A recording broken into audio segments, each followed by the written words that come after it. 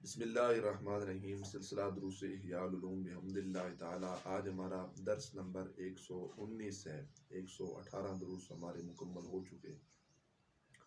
ذکر کے متعلق باب چل رہا تھا اور اس کی فضائل کو ہم بیان کر رہے تھے، تو وہی سلسلہ آگے بڑھاتے ہیں۔ اللہ عمل کی توفیق نصیب فرمائے۔ حضرت سیدنا ابو ہریرہ رضی اللہ تعالی عنہ اس حدیث کے راوی ہیں۔ رسول اللہ صلی اللہ علیہ وآلہ وبارک وسلم ارشاد فرماتے ہیں کہ قیامت کے دن اللہ کریم جل جلالہ کے عرش کے سائے میں ایسے خوش نصیب حضرات 7 ہوں گے جن کو اللہ عرش کا سایہ نصیب فرمائے گا۔ پہلا، عادل بادشاہ بھی ہو، عدل انصاف کرنے والا بھی ہو، اس کو اللہ پاک جل جلالہ قیامت کے دن عرش کا سایہ نصیب فرمائے گا، جس دن کوئی اور سایہ نہیں ہوگا۔ اور دوسرا، وہ شخص جو جوانی میں اللہ کریم جل جلالہ کی عبادت کرنے والا ہو، مطلب جس نے جوانی کی ساعتیں اور جوانی کے لمحات اللہ کریم جل جلالہ کے ذکر کے اندر اور اللہ کی یاد اور اللہ کی عبادت و ریاضت کے اندر جس نے اپنی جوانی کو گزارا، اس کو بھی اللہ قیامت کے دن عرش کا سایہ نصیب فرمائے گا۔ بڑھاپے میں تو ہر کوئی دین کے معاملات اور نیکی اور کار خیر اور مساجد کی طرف اور نیکی اور عبادت کے لحاظ سے ایک ذوق پیدا ہو جاتا ہے، کیونکہ ان کو پتہ ہے کہ ہمارا جو ہے نا اسٹیج بالکل قریب ہے اور منزل قریب ہے اور وہ قبر ہے، لہٰذا جوانی کی عبادت جو ہے یہ بہت اعلیٰ عبادت ہے، تو اس کو بھی اللہ قیامت کے دن عرش کا سایہ نصیب فرمائے گا۔ تیسرے نمبر پر وہ شخص جس کا تعلق، جس کا قلبی رجحان، جس کا دل اللہ کے گھر کے ساتھ قائم ہوا، مسجد کے ساتھ، کہ مسجد کے انتظامات و معاملات اور اس کی صفائی ستھرائی کے اندر جس نے اپنی زندگی کی ساتیں بسر کی، تو اس کو بھی اللہ قیامت کے دن عرش کا سایہ نصیب فرمائے گا۔ چوتھے نمبر پہ وہ شخص جس کا تعلق کسی سے اگر ہوا تو اللہ کریم جل جلالہ کی رضا کے حصول کے لیے ہوا، کسی سے تعلق توڑا تو بھی اللہ کریم جل جلالہ کی رضا کے لیے توڑا، مطلب محبت اور ناراضگی کا جو اس نے معیار وہ اللہ کی رضا کو بنایا، تو اس کو بھی اللہ قیامت کے دن عرش کا سایہ نصیب فرمائے گا۔ اور اس کے علاوہ 5ویں نمبر پہ وہ شخص ہے جس کو کوئی حسب نسب والی اچھی عورت دعوت دے تو برائی کی، تو وہ شخص کہہ دے کہ میں اللہ کا خوف رکھتا ہوں، اللہ سے ڈرتا ہوں، تو اس خوف رکھنے والے شخص کو بھی اللہ قیامت کے دن عرش کا سایہ نصیب فرمائے گا۔ 6 نمبر پہ وہ شخص جس نے مخفی انداز میں صدقہ اس انداز میں کیا، مقصد تھا اللہ راضی ہو جائے، دائیں ہاتھ سے کیا، بائیں کو علم بھی نہ ہو، یہ مقصد اور اغراض و مقاصد کے لحاظ سے، تو اس کو بھی اللہ قیامت کے دن عرش کا سایہ نصیب فرمائے گا۔ اور 7ویں نمبر پہ وہ شخص جو اللہ کا ذکر تنہائی میں کرے اور اس کے آنسو بہنے لگ جائیں، تنہائی کی ساتھ جس شخص نے اللہ کریم جل جلالہ کے ذکر پاک کے لیے وقف کر دی، اس کیفیت میں کہ اس کی آنکھ سے آنسو جاری ہو جائیں، اس خوش نصیب ذاکر کو بھی قیامت کے دن اللہ اپنے عرش کا سایہ نصیب فرمائے گا۔ علماء اور صوفیاء نے کہا انسان کی آنکھ سے جو آنسو گرتے ہیں اس کے 2 مطلب ہیں، یعنی اس کے 2 معنی ہیں۔ ایک معنی تو اس کا یہ ہے کہ اس کو اپنے گناہ یاد آئے، معاصی اور گناہ یاد آنے پر اس کی آنکھ سے آنسو ٹپکے، ایک معنی اس کا یہ ہے۔ دوسرا معنی یہ ہے کہ غلبہ شوق میں بے اختیار کسی شخص کی اگر آنکھ سے آنسو کی قطرات ٹپکے، دونوں کیفیت میں اللہ یہ مقام عطا فرمائے گا کہ ایسی کیفیت بے اختیار غلبہ شوق سے ہماری آنکھ سے آنسو ٹپکا یا دوسری طرف گناہ یاد کیا اور اس کی بدولت اگر ہماری آنکھ سے آنسو ٹپکا، دونوں صورتحال میں اللہ عرش کا سایہ نصیب فرمائے گا، لیکن کیفیت کیا ہو کہ تنہائی میں اللہ کریم جل جلالہ کا ذکر کرنے والے ہوں۔ اللہ اکبر۔ ایک قول نقل کیا گیا ہے، فرماتے ہیں کہ ایک بزرگ سے پوچھا گیا کہ بزرگ خود فرماتے ہیں کہ مجھے یقین کامل ہے میری دعا اللہ کب قبول کرتا ہے اور کب قبول نہیں کرتا، مطلب جس کا رزلٹ فوراً عطا دنیا میں نہیں کرتا، تو وہ کہتے ہیں کہ مجھے اس طرح معلوم ہو جاتا ہے جس دعا کے اندر بال کھڑے ہو جائے اور جس دعا کے اندر دل دھڑکنے لگ جائے، جس دعا کی کیفیت میں میری آنکھ سے آنسو ٹپکنے لگ جائیں تو وہ دعا اللہ کی بارگاہ میں قبول ہو جاتی ہے، اور جس دعا میں یہ کیفیت نہ ہو کہ آنکھ سے آنسو بھی نہ ٹپکے، دل بھی نہ دھڑکے، بال بھی نہ کھڑے ہوں، اللہ کے خوف کی وجہ سے جسم بھی نہ کانپے، تو میں نہیں سمجھتا کہ میری دعا کا نتیجہ مجھے فوراً اللہ کی طرف سے نصیب ہوگا۔ دوسرا، وہ جو اللہ کریم جل جلالہ کا ذکر کرنا ہے تنہائی کے اندر، اس کے اندر دو کیفیت جو ہے نا اس انسان کو نصیب ہوتی ہیں جو تنہائی میں اللہ کریم جل جلالہ کا ذکر پاک کرتا ہے۔ پہلی بات تو یہ ہے کہ جب تنہائی میں رو رو کر اللہ کا ذکر کرے گا تو اس شخص میں اعلیٰ درجے کا اخلاص نصیب ہوگا، ریاکاری سے وہ محفوظ ہوگا۔ تنہائی میں چونکہ ایک رب اس کو دیکھنے والا ہوگا، اس کی دل کی خاص توجہ اس ذات کی طرف ہوگی، اور رب ذوالجلال جل جلالہ کی خاص رحمت جو ہے اس شخص پر نچھاور ہو رہی ہوگی۔ اعلیٰ درجے کا اخلاص صوفیاء نے فرما اس شخص کو نصیب ہوگا۔ اور دوسرا یہ ہے کہ اللہ کا خوف بھی اس وقت نصیب ہوگا۔ رب کا خوف یہ بھی ایک سعادت مندی ہے، اور اخلاص یہ بھی سعادت مندی ہے، تو دونوں سعادتیں اس شخص کو نصیب ہوگی جس نے تنہائی کے لمحات میں اللہ کریم جل جلالہ کا ذکر پاک کیا۔ حدیث کے الفاظ یہ ہیں کہ ایسا وہ آدمی جو اللہ کا ذکر کرے اس حال میں کہ خالی ہو۔ صوفیاء نے لکھا اس کا کیا مطلب ہے کہ خالی ہو اور اللہ کا ذکر کرے، تو علماء صوفیاء کہتے ہیں خلوت سے یہ مراد ہے کہ اس کا جو دل ہے وہ اغیار سے خالی ہو، اور دوسرا معنی اس کا یہ لیا گیا ہے کہ وہ تنہائی میں بیٹھنے والا ہو، مطلب مجمع اس کے پاس موجود نہ ہو، تو اس کیفیت میں تنہائی میں بیٹھ کر اس کا دل اغیار سے خالی ہو، خالص دل سے خالصتاً اس کے دل میں اللہ کی معرفت، اللہ کی یاد جو ہے وہ موجود ہو اور اللہ کا ذکر کرنے والا ہو۔ اس کیفیت میں وہ کیا کرے، ذکر کرے۔ یا اگر مجمع میں کرتا ہے لیکن اس کے دل میں اگر اغیار ہیں، دل خالی نہیں ہے، تب ذکر فائدہ نصیب نہیں دے گا۔ ہاں اگر مجمع کے اندر اگرچہ موجود ہے، تنہائی میں نہیں ہے، لیکن اس کا دل اگر اغیار سے پاک و صاف ہے، تو پھر جو ذکر کرے گا وہ ذکر اس کو ضرور فائدہ دے گا۔ مجمع میں ہونا یا نہ ہونا یہ برابر ہے، لیکن دل اغیار سے خالی ہونا یہ ضروری ہے، چاہے ذکر کا تعلق مجمع کے ساتھ ہو یا علیحدہ پن کے ساتھ ہو۔ حدیث میں آتا ہے نبی کریم علیہ السلام ارشاد فرماتے ہیں جو شخص اللہ کریم جل جلالہ کے خوف سے روئے وہ اس وقت تک جہنم میں نہیں جا سکتا جب تک کہ دودھ تھنوں میں واپس جائے۔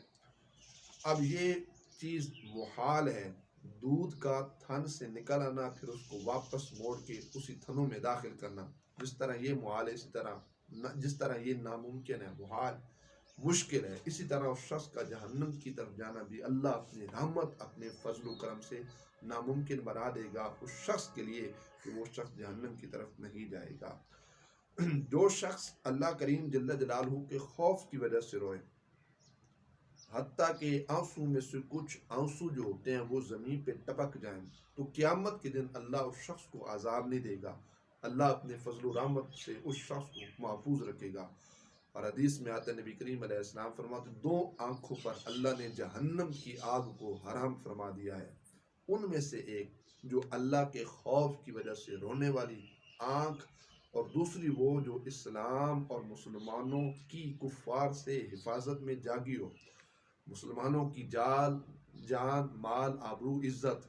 کے لحاظ سے، اور کفار کی طرف سے جب خطرات ہوں مسلمانوں پر، اور کوئی شخص جاگ کر اگر مسلمانوں کی جان کی مال کی آبرو عزت کی حفاظت کرتا ہے کہ کفار کی طرف سے کوئی حملہ نہ ہو، کوئی خطرہ درپیش نہ آئے، تو وہ آنکھ جو جاگنے والی ہوگی اس آنکھ کو بھی اللہ یہ کمال عطا فرمائے گا کہ اس پر جہنم کی آگ کو اللہ حرام فرما دے گا۔ اور حدیث میں ہے جو شخص تنہائی میں اللہ کریم جل جلالہ کا ذکر کرنے والا ہے وہ ایسے ہے جیسے اکیلا کفار کے مقابلے میں چل دیا ہو۔ نبی کریم علیہ السلام ارشاد فرماتے ہیں، اس حدیث کے راوی بھی سرکار سیدنا ابو ہریرہ رضی اللہ تعالی عنہ، نبی کریم علیہ السلام فرماتے ہیں قیامت کے دن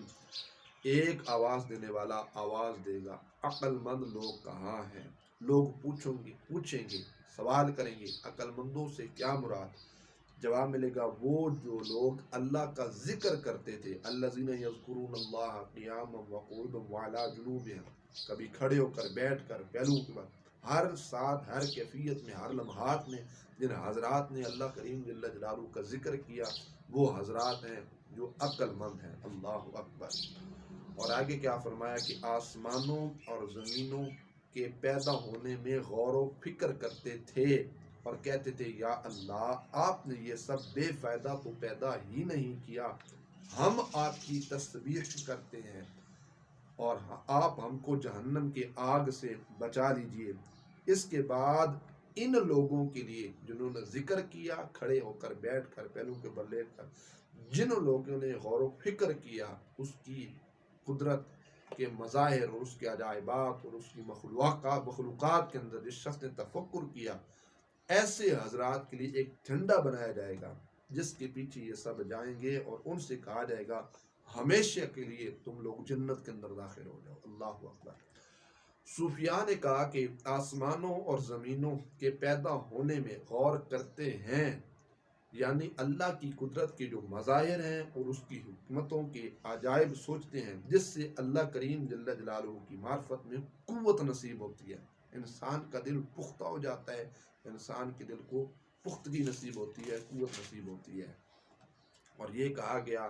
کہ اللہ کریم جل جلالہ کی جو مخلوقات ہے، جو چیزیں اس نے پیدا کی، اس میں غور و فکر کرنا، تفکر کرنا، یہ کتنی بڑی سعادت مندی ہے۔ حضرت سیدنا ابن عباس رضی اللہ تعالی عنہ فرماتے ہیں ایک ساتھ کا غور تمام رات کی عبادت سے بہتر ہے۔ ایک طرف نفل عبادت ساری رات کی جائے اور ایک طرف غور و فکر کیا جائے، تو ایک ساتھ کا غور و فکر تمام رات کی عبادت سے افضل ہے۔ اور آگے کیا فرمایا گیا، حضرت سیدنا ابو دردہ اور حضرت سیدنا انس رضی اللہ تعالی عنہما سے یہی نقل کیا گیا کہ ایک ساتھ کا غور ان چیزوں میں 80 سال کی عبادت سے بہتر نظر آتا ہے۔ اور ام دردہ سے کسی نے پوچھا کہ ابو دردہ کی افضل ترین عبادت کیا تھی؟ فرمایا کہ غور و فکر کیا کرتے تھے۔ اللہ اکبر۔ اور سرکار سیدنا ابو ہریرہ رضی اللہ تعالی عنہ نبی کریم علیہ السلام سے یہ بھی نقل کیا ایک ساعت کا جو غور و فکر ہے وہ 60 سال کی عبادت سے افضل ہے۔ اس لیے غور و فکر جو ہے یہ بہت بڑی سعادت مندی ہے۔ پھر ایک ہے ذکر خفی کرنا اور ایک ذکر ہے جاری کرنا، دونوں کے لحاظ سے دونوں ذکر جائز ہیں، اور صوفیاء علماء کا یہ طریقہ رہا ہے کہ وہ حضرات اپنی مجالس و محافل کے اندر اس طرح ذکر کی ترتیب بنایا کرتے تھے کہ ذکر جاری بھی کیا کرتے تھے، ذکر خفی ایک شروع سے ہمارے صوفیاء اولیاء کاملین کا طریقہ ہے ہر سلسلہ کے اندر۔ تو مسند ابو یعلا میں حضرت ام المومنین امی عائشہ پاک صدیقہ طیبہ طاہرہ رضی اللہ تعالی عنہا نبی کریم علیہ السلام کا ایک ارشاد نقل کرتی ہیں۔ وہ ارشاد کیا ہے؟ وہ ہے ذکر خفی جس کو فرشتے بھی نہ سن سکیں۔ اللہ اکبر۔ وہ 70 درجے بنسبت ذکر جار کے زیادہ اللہ اس پر ثواب عطا فرماتا ہے ذکر خفی پر۔ تو روایت کیا ہے؟ قیامت کا جب دن ہوگا تمام حضرات، تمام لوگ اللہ کریم جل جلالہ کی بارگاہ میں حاضر ہوں گے، ان کا حساب و کتاب کا معاملہ اللہ کریم جل جلالہ کی بارگاہ میں جب پیش ہوگا، کرامن کاتبین جو فرشتے ہمارے کندھوں پر منتخب و مقرر و متعین ہیں، وہ اعمال نامے لے کر اللہ کریم جل جلالہ کی بارگاہ میں جب حاضر ہوں گے، رب فرمائے گا ان بندوں کا اعمال نامہ دیکھو اور باقی اس میں کیا کچھ ہے، اعمال نامہ لے اور کیا باقی اس میں کچھ ہے؟ فرشتے عرض کریں گے مالک اس کے علاوہ، اس کے ماں سوا کوئی شے نہیں ہے۔ تو اللہ فرمائے گا نہیں، اس کے علاوہ اس شخص کی نیکیاں ہمارے پاس محفوظ ہیں، اور وہ ایسی نیکی ہے جو تمہارے پاس بھی موجود نہیں ہے۔ فرشتے اس بات پر مطلب تعجب کریں گے کہ یا اللہ یہ کیسے، کیونکہ رجسٹرڈ ہمارے پاس کرامن کاتبین تھے، لکھتے ہم تھے، لیکن ایسی کیا چیز ہے فرشتوں نے کہا کہ جو ہم نے بھی نہیں لکھی، جو ہمارے علم میں بھی نہیں ہے۔ تو اللہ فرمائے گا وہ ذکر خفی ہے۔ اللہ اکبر۔ آہستہ پن، قلب سے، دل کی توجہ سے اس ذات کا ذکر کرنا، غور و فکر کرنا اور اس کی یاد میں اپنے دل کو جو ہے نا مصروف و مشغول رکھنا، وہ ذکر خفی ہے۔ اور ام المومنین سے رضی اللہ تعالیٰ عنہ سے یہ بھی حدیث نقل کی گئی ہے، جس ذکر کو فرشتے بھی نہ سن سکیں اس کو ذکر خفی کہا جاتا ہے، اور وہ جس ذکر کو وہ سن سکتے ہیں، ذکر خفی جو ہے وہ 70 درجے بڑھا ہوا ہے، مطلب 70 درجے زیادہ ثواب ہے ذکر خفی میں، ایسے ذکر میں جس ذکر کا علم کسی کو نہیں ہوتا، بنسبت اس ذکر کے جس کو جہر کے ساتھ بلند آواز کے ساتھ کیا جاتا ہے۔ تو یہ ذکر کی دو قسمیں، ذکر جاری اور ذکر خفی، صوفیاء علماء کا یہ طریقہ رہا، اور اسی طرح وہ ذکر و اذکار کیا کرتے تھے۔ تو آج کا یہ درس اور انشاءاللہ اس کا بقیہ حصہ اگلے درس کے اندر ہم بیان کریں گے۔ اللہ پاک عمل کی توفیق نصیب فرمائے، اور اللہ کریم حضرت امام غزالی علیہ الرحمہ کے درجات بلند فرمائے، اور آپ کی قبر اطہر پر اپنی کروڑوں رحمتوں اربوں خربوں رحمتوں کا نزول فرمائے، اور اللہ تعالیٰ حضرت امام غزالی علیہ الرحمہ کی علمی روحانی فیوز و برکات سے ہم سب کو مستفیض فرمائے، اور آپ کا یہ پیغام آگے پہنچانے کے اللہ ہم سب کو توفیق نصیب فرمائے۔ وآخر دعوانا ان الحمد للہ تعالی رب العالمین۔